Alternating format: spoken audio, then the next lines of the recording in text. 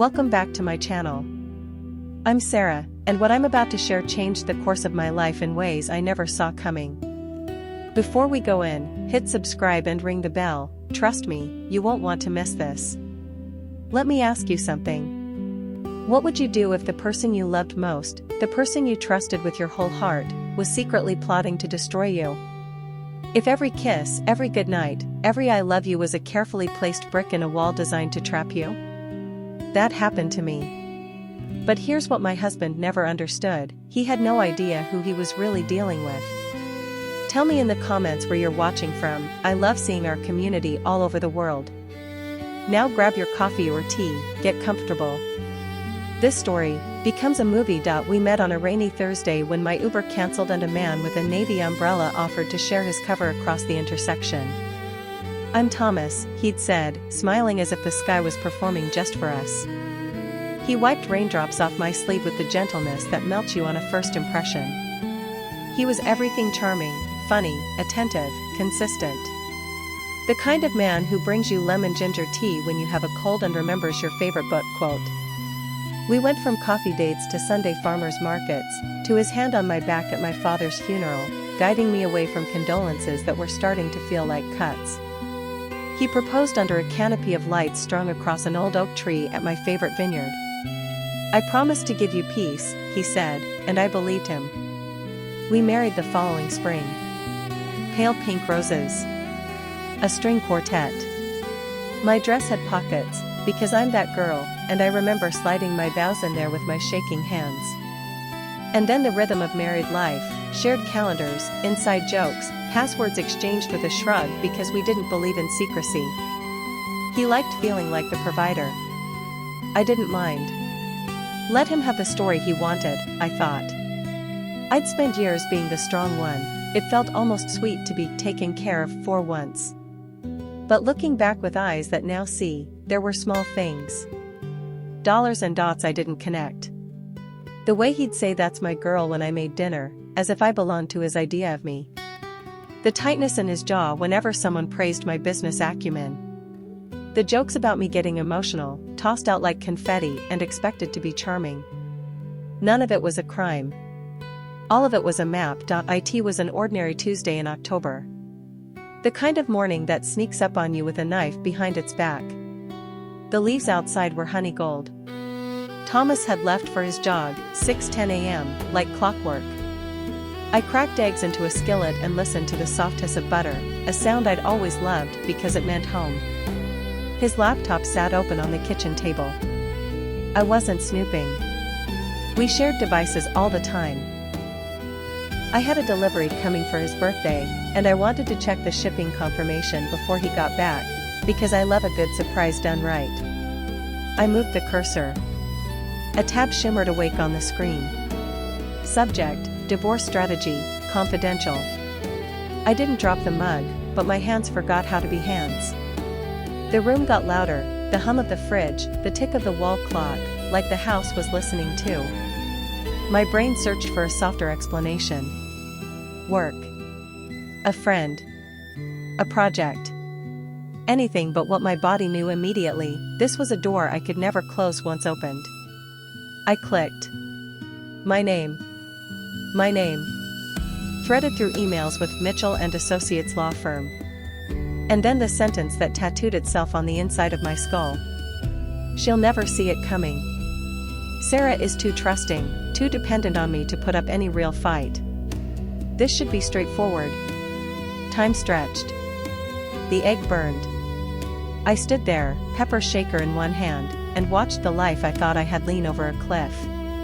I scrolled. The emails went back weeks. Maybe months. They weren't questions, they were tactics. Filing first to gain leverage. Freezing our joint accounts right before service. Positioning me as unstable and hysterical if necessary. Strike first, strike hard. Don't give her time to react. One message sliced me open: if we can document financial and emotional dependency and collect even subtle episodes of irrationality, we can push terms in our favor. Most wives in her situation fold. Most wives like me, he thought. They had a bullet point about the house. She'll be reasonable about relocating, she's accommodating. Accommodating. I could feel a laugh barbed with tears rising in my throat. The house I had loved into a home, where I planted rosemary and dreamed about children, reduced to a chess piece moved with 2 fingers. Then, the sound of keys in the door. I closed the laptop. I breathed. I became porcelain. "Morning, beautiful," he said, kissing my cheek. His lips felt like the surface of a coin. "How's your day starting?" "Oh, you know," I said, steady. "Coffee. Figuring out dinner." "That's my girl," he said. He grabbed his laptop. "Gotta take this, important emails to catch up on." I watched him leave and made a decision so quietly it barely made a sound. I wouldn't cry. I wouldn't confront. I would learn the rules of their game and then play better. The next days were theater. I shopped for groceries, asked the clerk about her new puppy, practiced smiling in reflective surfaces so it would reach my eyes. I cooked his favorite herb-crusted salmon and lit candles. He told me about difficult clients and boring meetings. I nodded, memorizing the cadence of his lies. Here's what he didn't know: I wasn't the woman he had written into his emails. I've said this before, but now I'll say it fully. Before we married, I built a company from nothing. Just me and a $500 loan from my grandmother, who believed in my audacity. I grew it quietly. I learned about corporate structures, trusts, tax efficiency. By 30, I had a multi-million-dollar enterprise. I kept the spotlight off me because success can be a magnet for the wrong kind of love. When Thomas and I married, I let him keep his story. The provider. The protector. It made him feel safe. I contributed to our joint accounts, but they held a sliver of my true assets. My holdings were in my name, through a trust. And the house? I had purchased it outright before we wed, then added his name as a gift, because I thought generosity was love. He thought he was divorcing someone who would crumble. He was actually planning to steal from someone who could buy the building his law firm leased, on a whim. I gathered evidence like a surgeon harvesting organs for a second chance at life. Screenshots of every email I could access. Photos of documents, account statements, innocuous notes that weren't innocuous. A secret email account that swallowed everything like a vault. I learned his patterns. His passcodes weren't hard: men who underestimate you think their walls are higher than they are. He jogged at 6:10. He showered at 6:42. He left at 7:20. I had windows. I used them. I didn't do it alone. I called James, my business attorney for 8 years. He knows my structures, my safeguards, my net worth in a way even I don't always track day to day. We met in his office midday when Thomas was at a client lunch. James listened. The vein in his temple ticked the way it does when he's taking something personally. "Sarah," he said finally, voice low. "They have no idea what storm they're walking into." He spread out my documents. "Here's our roadmap: you say nothing. You gather everything. We preserve the element of surprise. We set your filings before they do. And we prepare for them to lie. Because people like this always do." I thought about telling my sister, my best friend, but I didn't. I couldn't. I needed her to stay warm and unknowing, a place to rest that hadn't been weaponized. Instead, I asked about Halloween costumes for the kids and sent recipes for caramel apples. At night, I lay next to Thomas and learned the sound of duplicitous breathing. He slept like a man winning. When the shock dulled, memory sharpened. The red flags I had smoothed out came back with edges. There was the time a contractor addressed me with a question about the kitchen remodel and Thomas answered for me, smiling. "She gets overwhelmed with these details," he joked. I laughed then. I remember feeling a tiny sting and placing a bandage on it made of resin. He's just excited. He wants to help. There was a dinner where a friend mentioned my company had been featured in an industry magazine. Thomas squeezed my hand under the table, too hard. Later, he said, "Sometimes you come off intense when you discuss work." I apologized for existing. There were the gentle corrections. The little labels: emotional, sensitive, too trusting. Each one a post-it note on my forehead I peeled off and pocketed because peace felt more valuable than accuracy. It's not that I was blind. It's that love changes the lighting in a room. Halloween came. We carved pumpkins on the back patio. He cut neat triangles for eyes with the precision of a surgeon. I drew a goofy grin and pretended not to know he had scheduled a call with his lawyer the next morning. Kids came to the door in costumes and I handed out candy while he checked his phone. "You're so good at this," he said later. "You'll be a great mom." I swallowed hard. "Someday." He kissed me and tasted like plans. I began staging small tests. I'd lose my wallet and watch if he suggested checking the joint account activity. I'd mention feeling anxious and listen for the word hysterical. I didn't need proof. I needed calibration. By early November, I had enough evidence to build a cathedral. On November 15, at 8:03 a.m., I walked into the office of Margaret Chen, the divorce attorney known for defending underestimated women with the efficiency of a blade. Her corner office held a view of the city that made everything look like a board. "Tell me," she said. "No pleasantries. No tea." I opened my laptop. She read. Her eyebrows climbed. She let out a single, delighted breath that wasn't laughter but had laughter's bones. "This is meticulous," she said. "They think you're powerless?" Her mouth curved. "We file first." Her team moved like choreography, motions drafted, disclosures prepared, a forensic accountant looped in. "We timed filings like you time lightning." She warned me, "He will plead. He will threaten. He will perform regret. Stay steady." On November 18, at 9:30 a.m., while Thomas was likely revisiting his plan to serve me before Thanksgiving, emotionally destabilizing timing, one email had called it, a process server walked into his office and flipped the script. My phone rang at 9:47. "Sarah?" His voice was a rope fraying. "I'm coming home. Don't go anywhere." "Of course," I said, stirring tea I had no intention of drinking. He stepped into the kitchen pail, papers crumpled in his fist. "What is this?" he demanded.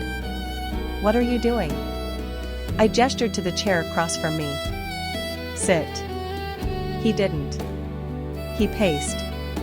"We're happy. We've been good. Where's this coming from?"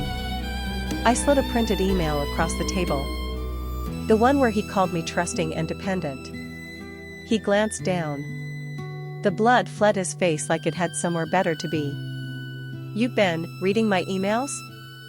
"I've been reading the script you wrote for my life," I said. "The one where I'm small." He tried on a dozen expressions in seconds. Concern. Indignation. Softness. "Sarah, listen, this is being blown out of proportion." I talked to a lawyer because I was confused. "We've had problems." "Name one real problem rooted in reality, not in your convenience." Silence. Then the pivot. "Look, be practical. You don't understand how these things work. Lawyers are expensive. If you cooperate, I'll take care of you. There's no need to hire." I slid the second document across the table. An updated summary of my net worth prepared by my advisor, signed off by my accountant. The total, $47 million and change. He blinked. "This isn't." "It is." "Why didn't you tell me?" I held his gaze. "I wanted to be loved, not managed." "The house?" he asked weakly. "I bought it before we married. Added your name as a gift." He sat then. Hard. "Sarah, if I'd known." "You wouldn't have tried to cheat me," I finished. "That isn't the defense you think it is." He reached for my hand. I didn't move mine. Something left the room then. Maybe the last breath of us, our legal proceedings were a slow earthquake. Margaret filed motions that pinned his schemes to the wall with receipts. The forensic accountant traced attempted transfers to new accounts that weren't as invisible as he hoped. Mitchell and Associates tried to scrub their emails. They were late. We had copies. In the first hearing, Thomas's lawyer spoke of misunderstandings and exploratory conversations, but the timeline made liars of them. The judge, a woman with silver hair and a memory for details, asked simple questions that unspooled their narrative like thread from a snag. Why did your client draft an internal memo about freezing joint accounts before informing his wife of any marital concerns? Silence has a temperature. This one was cold. We had asked for full financial disclosure. Their reluctance told a better story than their statements. We anticipated. We countered. We held the high ground because we'd built it. Outside the courtroom, consequences grew legs. Word traveled, social circles, colleagues, the newsletters no one admits to reading. Thomas had crafted an identity as the generous provider. He became a cautionary tale in a week. He tried to apologize. He tried to threaten. He tried to charm. He tried to be sick. He tried to be spiritual. He tried everything but accountability. Margaret told me, he is auditioning for a role you no longer cast. The judge imposed penalties for attempted concealment. He paid his fees, and mine. The house, in my name, remained where it had always belonged. The joint accounts, mostly funded by me, stayed. And the twist of irony that still tastes like justice, temporary spousal support to me, based on his initial claims about my dependency, ordered before the truth of my finances could erase his own narrative. Margaret didn't need the money.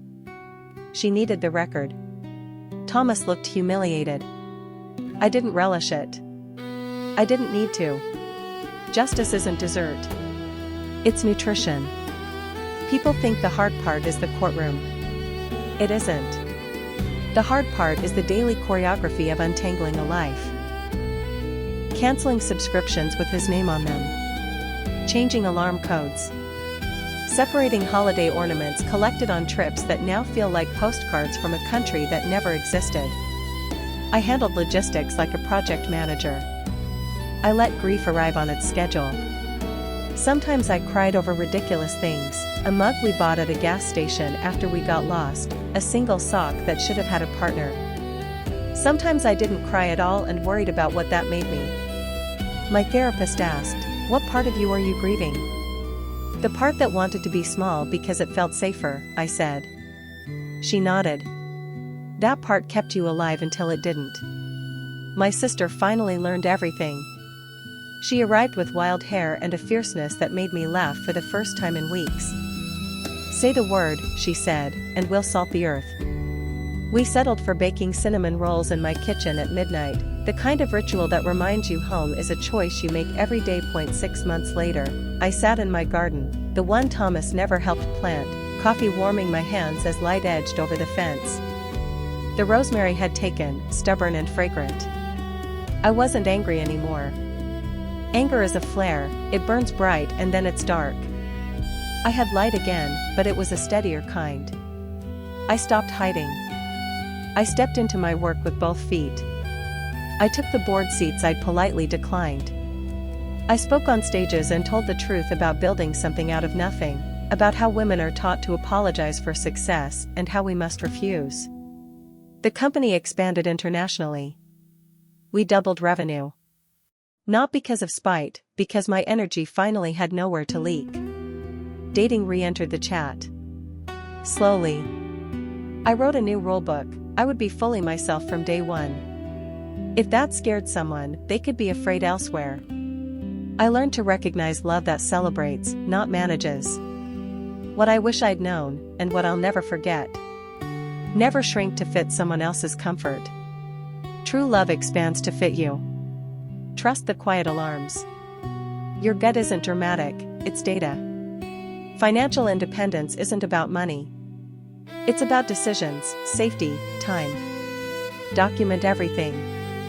Memory is soft. Paper is not. Have your own professionals. Your lawyer, your advisor, your therapist. Not shared, not borrowed, not ours. The person who loves you wants the full volume of you, not the muted version they can control.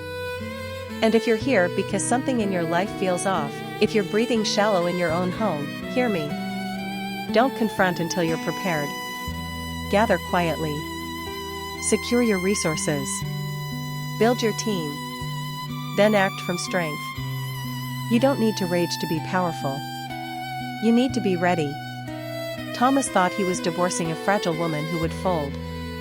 What he discovered instead was that he had been married to a force of nature, one who had kindly let him feel important, right up until he proved he didn't deserve that kindness. The best revenge isn't getting even. It's living so fully, so audaciously, that their opinion can't find a place to land.